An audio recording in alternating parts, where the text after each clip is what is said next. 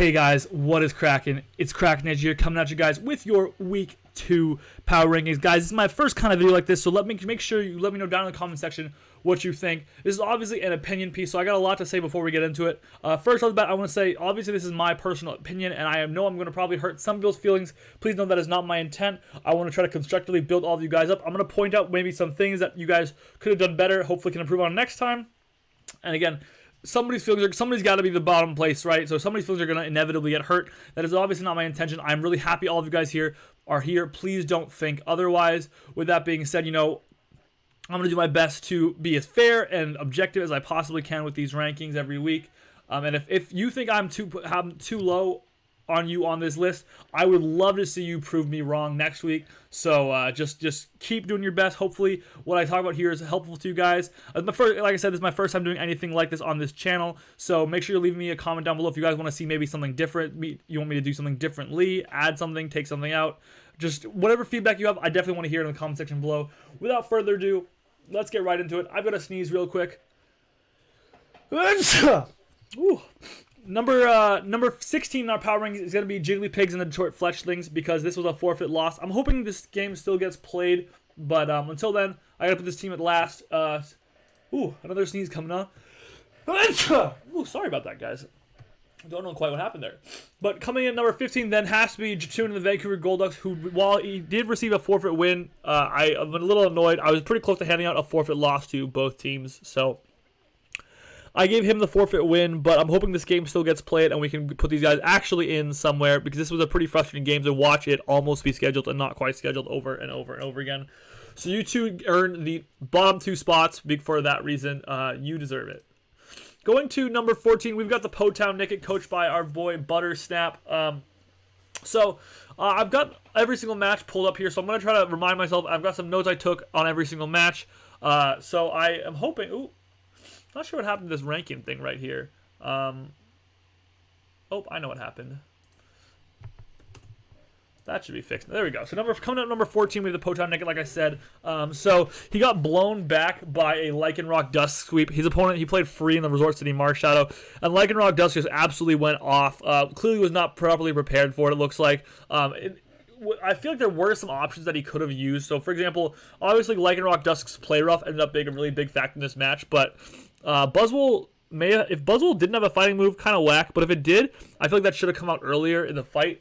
He should have run some calcs, because he didn't need to get completely swept overall. So I feel like there's some improvement here, and nothing, again, not to be too down on James Sanity or Buttersnap, sorry, because there's something to be improved on here. Did a good job with keeping up the pace of the game, but I think it's just some basic fundamental corrections and prep that need to be made, or at least maybe just a mindset thing, because Buzzwole did live a hit from that Lycanroc and could have potentially come in earlier if it had a fighting move to kill with. So I feel like that should have definitely been the move on Buttersnap's part, but you live and you learn. For that reason, I'm going to put at number 14, but I think definitely with the potential to move up next week. I'm excited to see, because I know I have played some tough games against Buttersnap myself. I know that he is potentially a much better player than this when he puts his mind to it, so I think he can rise definitely very far up. Don't want to be too down on him.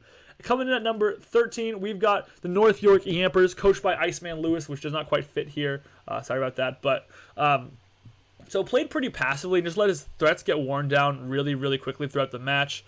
Didn't really prepare well for like the best opposing sweeper on the team, which is Mega Scissor, and kind of was in a position where he only really had the one answer to it. So you're gonna want to be a little more careful. Sorry, I misspoke there, but you're going to want to be a little more careful about getting swept and having good answers to your opponent's sweepers. In this case, Word was the one who did the sweeping. But so he should have gone into Mega Scissor earlier in the match. Again, this is a really similar situation to James Buttersnap with the Po-Town Nicket. Just should have gone into Mega Scissor earlier in the match. Probably would have been helpful. And save some at least differential, if not given a chance to get back in the game. But you live and you learn. Hopefully next time Lewis can realize that just because you're in the middle of getting swept doesn't mean you shouldn't be thinking about how, if possible, how can I get out of this. Sometimes something's gonna happen. You're gonna get swept anyways. Sometimes it's not possible to win, but it's possible to reduce differential. And over the course of the season, decisions like that can make a pretty big difference. So I would definitely like to see Lewis try to make sure to keep his wits about him, even when he's playing on the back foot like that. I think it could have made a really big difference in this match. But just in general, you want to make sure you're prepping well for your opponent's potential sweepers. You don't want to find yourself getting too exploited at any given moment. Definitely want to be careful. If I'm going to pull up that match real quick myself. Just want to remind myself exactly what happened. Sorry, I've watched so many matches. Right, it was the Scallopede sweep match. Yeah. So Scissor we found out pretty quickly that Scissor could have lived one, and could have done a decent amount of damage back, and put this Scallopede on ice. So definitely was something you wanted to be a little more cautious of.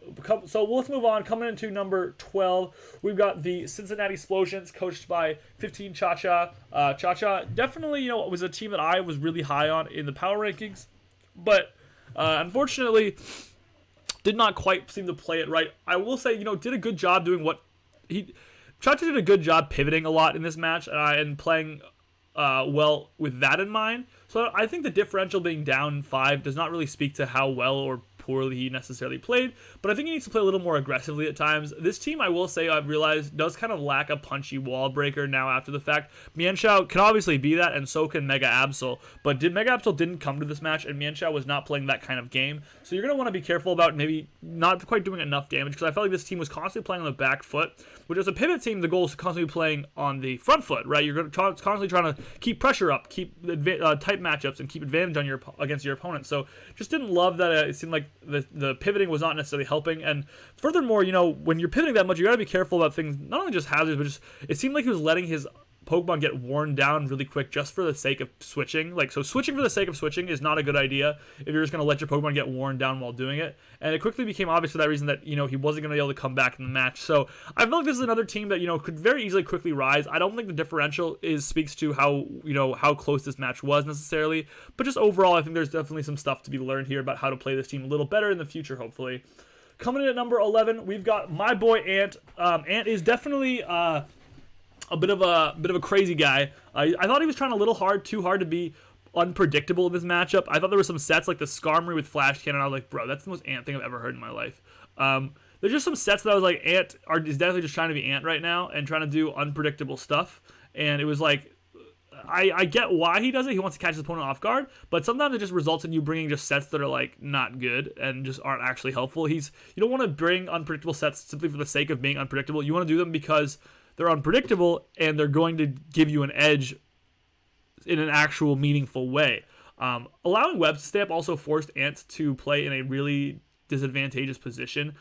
This is all I talked about this actually in the draft review, but he already has a very slow team, and once Webs went up, this team was just getting out pressured and outpaced constantly, and just had no chance to come back. But I will say, Ant did have a decent showing here. He showed he has the ability to use that defensive backbone pretty well. He has some defensive chops. He knows how to play with that. But I think, like I said, he needs to be able to better utilize his offense, and a big step in that will be not getting outpaced, which is going to be hard when your team is this slow. I think he's going to need to find ways to better utilize, whether it's Scarfers or sweeping opportunities, or just trying to use his wall breakers at more opportune moments. There's going to need to be some ways that he's able to improve this score right here. So going to where are we? We're at number 11. So going to number 10. Let's move forward here. We've got the Seattle Sigilifts, coached by Dashing Sceptile. This is a fun match. He played against Entertainment. That was a pretty cool one. Definitely both teams came out swinging. Pokemon were dying left and right to start this match. But he let some of his top offensive Pokemon go down quickly. So both Greninja and Mega Mawile died really early on in this match. And that's a pretty tough spot to come from when those are two Pokemon you're really relying on very heavily to bring the offense. And I think Dan kind of plays around this a lot himself. But definitely Dashing Sceptile got caught on the back foot here. Like I've been mentioning that, in a lot of matches the pace just kind of determines the match like that. And I think he got caught and wasn't able to recover. Just kind of was, once those offensive mons went down, it was really hard for him to find the pressure he needed. Nidoking was able to do a pretty decent job. I want to give it props for that. But overall, just wasn't able to quite get the job done. He needs to learn to play a little bit more aggressively, which I know sounds weird in a sense, but I kind of say that with the mind of you need to balance your threats. Balance it with preserving threats. So I feel like, it's kind of hard to exactly nail what this concept means, but what I'm trying to say here is that he let his threats die, and that meant later on in the match he wasn't able to play aggressively. So I think, and this is a problem I've come to, where if you know me, the Krakenation special is leading with Garchomp turn 1 and then letting it die turn 2. So I definitely understand that this is a problem that I've struggled with, and I think hopefully Dashing Stepdad was able to come back from this. I do want to give him props because I think he overall played pretty decently. Just the way he came out swinging against Dan it was a hotly contested battle, and I think whoever came out of those first 2 turns, with a breath of air in their lungs, was going to be the one that emerged victorious. So I just want to give props, and I thought he wasn't deserving of being too low on the list. He overall played pretty well. Coming in at number 9, we've got the Buffalo Saladins, coached by the Pickle Nugget. I think overall, made a good number of decent defensive plays and sets, and that was pretty impressive to watch. This game ended up taking a really long time. I liked the rest on the Agron a lot. I thought that was a cool touch. But overall, I think when you're playing that defensive, it's worth mentioning that a lot of really hyper defensive players get really predictable, and sometimes that's okay, but sometimes that's the bad thing. And you want to make sure you're not getting too predictable. So I think overall, what kind of costs Pickle Nugget against he played Destiny, I believe, and against Destiny he just kind of ended up playing a little predictable, and I felt like Destiny was able to take advantage of even a really good defensive play because it was the obvious defensive play. So I'm not saying make suboptimal plays to be unpredictable, but I'm just saying you want to make sure you keep in mind what your opponent's thinking and how you can kind of try to punish that, and more importantly take that another level up and say, what is your opponent thinking you're thinking, and how can you punish that? So that's a lot to say, and I overall wanted to compliment the cool sets and how hard Pickle Nugget played. So I'm only putting them at number 9 here, so it's not too low, not too crappy. But overall, this was a team that was pretty ill prepared to take through Porygon once Keldeo went down. That's something I wanted to talk about as well. Keldeo just kind of ended up being very important to taking down that Porygon too, which after that this team just legit seemed like it had absolutely no way to get through. So definitely going to want to be careful of that in the future. Make sure you're bringing, as a rule of thumb, when I'm prepping for a team against a team, I like to make sure I have at least 2 answers to every sweeper, breaker, defensive mon. You want to make sure there's not only ever one way to beat it, because you don't know how the match is going to swing at any given moment, and you don't want to be trapped in a corner where your Keldeo, which was your only way to beat Porygon 2, went down. So you're going to want to be careful of that. I would recommend that to Pickle Nugget in the future, trying to be a little more careful about that.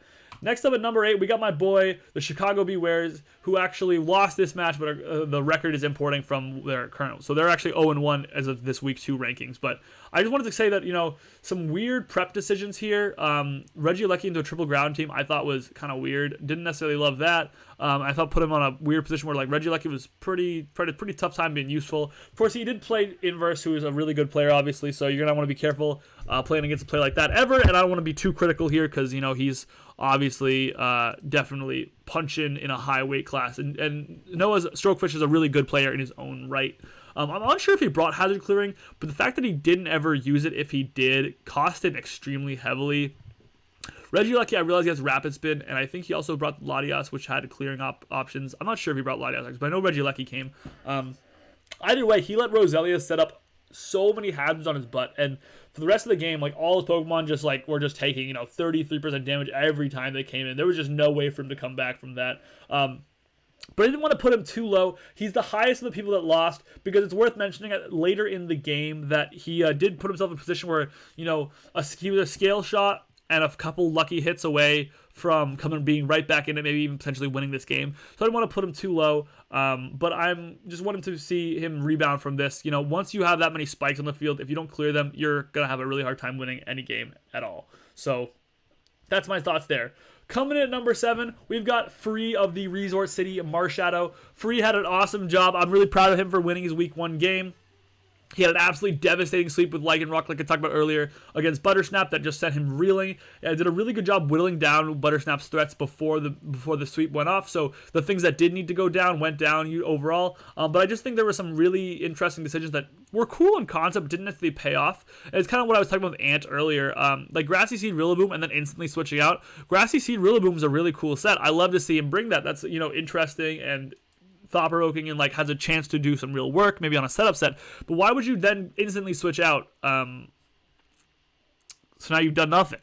So just some decisions that I want to see. If you're going to make those cool prep decisions, that's totally fine. And he won the game, so I don't want to be too critical of that decision. It paid off for him. Clearly, he made the right move there. But overall, if you're going to make decisions like that, I just want to see those pay off in more meaningful ways. And I think just overall, it's hard to give Free, obviously I'm amped that he won, but it's hard to give him too much credit because, technically, James Kennedy really didn't, or Buttersnap, sorry, didn't really prep again or play around the Lycanroc sweep as it was happening as well as we would have liked to see. Obviously, like I said, that Buzzwole could have maybe been a better answer if it was brought in earlier. So it's hard to give, a superly large amount of credit to that. But overall, I was impressed with the ability to prepare for the sweep and then execute the sweep that well. I thought that was really good.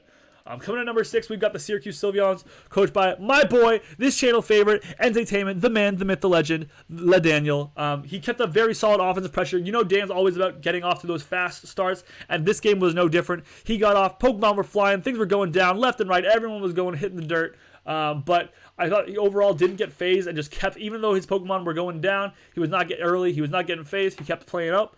He did a really good job showcasing Tapu Lele's fearsome strength. Tapu Lele just kept pounding holes in this team that were really hard to come back from. But I think the reason I kind of penalized him, maybe a little unfairly harshly, is because he just made some simple mechanical errors, like forgetting that Bug Buzz from Vikavolt would attack through a substitute. Now this is easy to correct, but I just, didn't feel comfortable giving a higher spot on this list to someone who just, forgot how basic Pokemon mechanics work. Myself always making that mistake included. But overall, a really, really well played game. Offensive juggernaut here. This is obviously a team that could go offensive or defensive, but I thought he played into its offensive strengths very effectively. I thought it was really great to see. And Dan is bringing a lot of heat this season. I love to see it. Coming in at number 5, we've got the District Darmanians, coached by Iris Mew. I thought this was a really interesting team, really cool. I almost put it higher. I just wanted to, see a little bit more out of some of these cool sets. I thought, some of them didn't quite work out as well, but I thought the prep and tech was interesting. That's what I want to talk about here. So Ring Target Trick Orbeetle was really cool. We didn't really get to see that pay off. So maybe if we had seen that payoff, I would have put this higher. A little bit of that is on, just the way the game went, but it's also like Burning Jealousy to beat Scarm with Spiritomb was really cool, but we also didn't even see it to a KO. So it was a lot of really interesting prep, but then it didn't really quite pay off. So I don't love to see unusual prep just for the sake of it if it's not actually doing what you wanted it to do. So that's kind of where I deducted some points here. But overall, he took advantage of a slower defensive team with powerful wall breaking. Again, this is also a pretty slow team. So we got I think another thing I kind of was a little critical of was that, Iris Mew got to play a very, very slow team with his very slow team. So I'm curious to see how this team is going to match up once it plays a team that has proper speed tiers. So I had deducted a little bit of that. But overall, again, still an excellent win. Waited for the right time to properly pull off the extra drill sweep, and it worked to perfection. Hard to criticize much more than that. Took advantage of what he was presented with. So I don't want to deduct too much overall. You can only play against your opponent on a week-to-week basis. And I think if we see another big win like this from Iris Mew next week, we could easily be looking at someone who's quickly rising up in the power rankings. Coming in at number 4, we've got the Greenwich Glaciers, coached by Unit 97. I just thought this was a really, really rock-solid win. This could easily be a team that moves up higher in the future. I was really excited to see it. Just really did a terrific job not getting phased by all the pivoting. 15 Chacha has a really good pivoting team like I've talked about in the past, and this was just a team that he was like, you know what, I'm just going to make the solid read, make the solid middle ground play that will punish him for whatever he wants to do, and just worked out. Obviously a 5-0 win, that's a big win, so I just thought it was really impressive. Keeping pressure up, like I said, just not letting himself ever fall too far to the back foot. Able to constantly, make the middle ground plays, how you beat those kinds of teams, and I was very impressed by that. And overall, just great points. Again, like it's tough when your opponent's switching nonstop to always make the middle ground play, and it clearly paid off in a really big way, and that rewarded Granite Unit with a number 4 spot on this list. Just overall, really, really good job here. Really solid win. Was very impressed by it. Coming in at number 3, we've got word of the day is Yay, coaching of the Ottawa Lamppants. I was really, really impressed by this win. Really good job leading into defensive strengths here. Things like, I believe it was the Heat Train were really, really effective here. Also, Listor as well, and just really was impressed by the defensive strength there. But then what was really cool about it was that quickly turned into a really good sweeping opportunity where Sculpey just absolutely mowed through. And like I kind of talked about with earlier, Lewis, Iceman, kind of made a mistake not really going to Scissor earlier. So which is why this isn't quite a number 2 or number 1 team, but really took advantage of mistakes when they were made and capitalized offensively. I just thought this was a really, really well played game. Another big 5-0 win. Hard to deduct much more than that. Very impressive win by word of the day is Yay. And I think we can see a lot more from this team. Scolpede isn't even one of this team's best Mon, so I think there's a lot to be seen here. I'm very excited, but I thought just the ability to lean on this team's defense and then quickly pivot into an offensive, we're sweeping, it's time to go, was really well executed. Very impressive. Coming up next, we've got number 2, the Castellius Shifus, coached by Destiny. I thought this was another absolutely terrific win. Excellently scattered and pivoted, punished Pickle accordingly, just played the early game really, really well, took his time figuring out what is my opponent doing, how are they playing, what are their sets, what are their moves, what are their mons, and how then am I going to beat it. What I really was impressed by overall with this game that really made it such a big win for me was that despite having a really offensively oriented team, as you can see, there's only a couple defensive mons. I guess Sableye kind of counts too, but was able to really, really effectively play the long game with things like Blackler's Guard Chomp, Zarude, Rhyperior. That's very impressive. So I thought that was really awesome. So it took a team that maybe is more offensive leaning, a team that I really love, by the way, and just kind of played the long game really effectively. It was really impressive to see. So I really wanted to reward that. But like I said earlier, after you scout and just figure everything out and like kind of survey the battle, how it's going, you can quickly figure out which Pokemon were really difficult to break. And I think once Keldeo went down, Destiny quickly realized, yo, this dude cannot, like, Pickle cannot break my Porygon. And so that Porygon just ended up putting in the utmost of work. Was very impressed by that. Really put, Destiny in a position for success later in the match. So huge props there. Number 2, this was a really awesome win. Really good job, Destiny. Coming in at number 1, we've got the boy himself, Inversify, coach of the Air Force Corviknights. I thought this was a really, really just dominant win from start to finish. I also wanted to give him the number 1 spot because of the level that I consider Noah Strokefish to be a player. Strokefish is a really, really good player in my eyes as well. So I think by winning like this, I was really impressed against a player like that, I should say. Winning in such a dominant fashion against a player that I consider to be quite good was very impressive. So I put Inverse here at the number 1 spot. Bringing an unexpected hazard setter like Roselia, all we got to give props to that. You're going to bring Roselia and you're going to let it actually shine in this match. I thought Roselia may have been the MVP of this game. Just absolutely put the team on its back with all those spikes. Now it's unclear whether or not Noah was able to clear those, but it never happened one way or another. So that worked out. He just really never gave Noah, or Strokefish, I just keep saying, sorry, any breathing room whatsoever. Strokefish just was constantly kind of like backpedaling, and just a great draft. Like I put this draft really high on draft rankings, and then an absolutely dominant win against another great player means an easy lock on the top spot this week. Let me know what you guys thought of this video. I was really excited to be making it. Hope you guys enjoyed it as much as I did. I'm aiming to see where you guys do end up next week and keep reviewing these battles. Great job on your battles this week, everyone. If I put you too low, I'm sorry. Prove me wrong. I want to see it. Rise up. Take on the challenge. You got this. I believe in all of you. I'm so excited to see where the season goes. Until next time, I will see you guys later. Krakenation, out.